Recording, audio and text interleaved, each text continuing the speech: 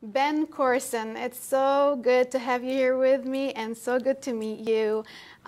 Just to tell our audience a little bit about you, you gave your first message, you were in third grade. In third grade. Wow. Yep. And then did your first Bible study at age 16? Well, no, I gave my first sermon at 8, 9 years old. And Wow. then when I was 16, I regularly began speaking, and that's when I gave my first traveling message. And when I was 18, I became a pastor. Now you have your own TV and radio show. Yeah, yep. And you wrote your book, Optimisfits. We're going to talk a little bit about it later.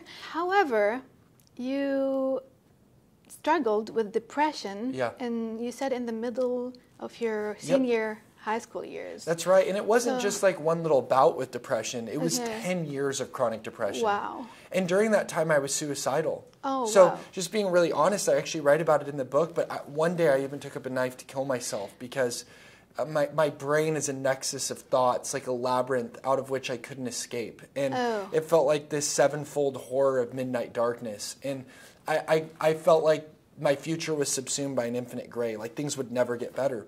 So one of the reasons I fell into depression is because I went from high school where I lived in Southern California. I had a Disneyland pass. Like we'd go to Disneyland several times a week and just playing basketball, basketball in the pool. We played pool basketball a lot. It was just like a very sun and fun 7 on the Enneagram, just a real vibe. Yes.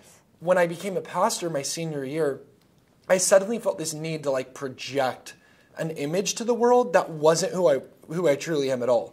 So I'm like, man, I got to be super serious. Yeah. Got to be sober, somber, very heavy gravitas. And I was trying to portray this wisdom beyond my age accounted for, and it led to a deep depression because God made me to be a professional fun haver. That's to live for a living. Yeah, fun and you is were putting fundamental. this different, you had a mask on. It was like wearing a mask. Yeah. Not even like a bad mask. It was just, an insincere, not authentic. And it wasn't you. It wasn't me. Yeah. And that will always create cognitive dissonance. When you believe one thing, but then you're acting another way. Yes.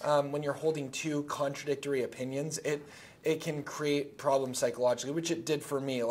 Trying to meet the opinions of others while, assuage their, fears of if I was too crazy, what would happen, while at the same time knowing who God made me to be. So I think there's something to be said for realizing that people are not your dictionary. They don't define you. Yes. You're a child of God. You're made in His image. You're imago Dei. The Bible says you are His jewel, Malachi 3:17. And so when I'm the pearl of great price that the master of the kingdom would bankrupt the heavens to buy, that He would go to the ends of the earth, even a cross, to prove that He loves me to death and His loving kindness is better than life, then suddenly you're free to be. And when you are who you truly are, life is so much happier. There's way less pressure. Yes, definitely.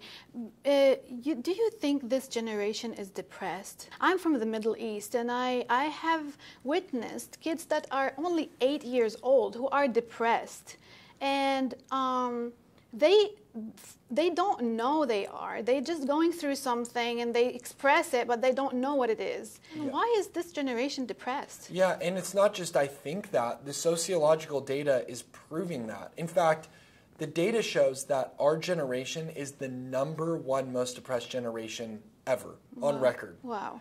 And part of the reason for that, according to the research, is social media. When you get likes and texts and notifications, it triggers a dopamine loop in your brain, which is addictive. It's the same thing drugs trigger.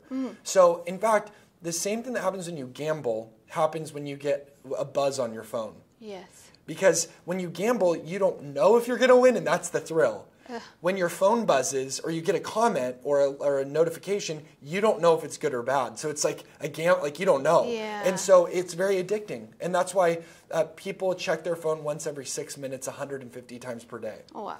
So a few years ago, it came out that the average 8 to 18-year-old is spending 7 hours and 38 minutes every day indulging in media entertainment. That's 53 hours a week. So that's a full work week plus 13 hours overtime spent playing video games, watching TV, surfing the internet, being on social media.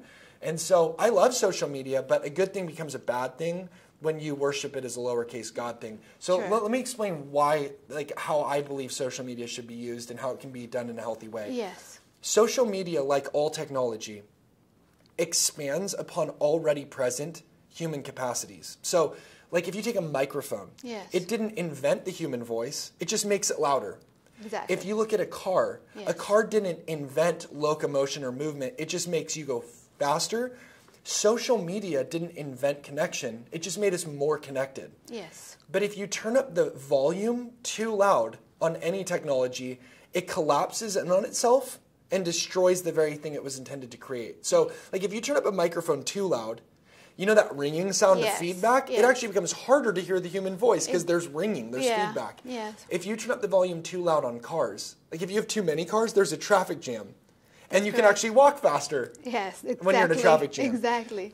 So too with social media, if you turn up the volume too loud, the very connection it was intended to create is destroyed because connection becomes comparison. Yes. And we start to compare our behind the scenes Wow. with other people's highlight reels, and that's where depression comes from. So Yes. my goal for social media is not just to impress people, but rather to impact people. So every single day when we post on Facebook or Instagram, we're going to post something about hope. So that way, like, That's people great. walk away with more hope rather than less. That's great.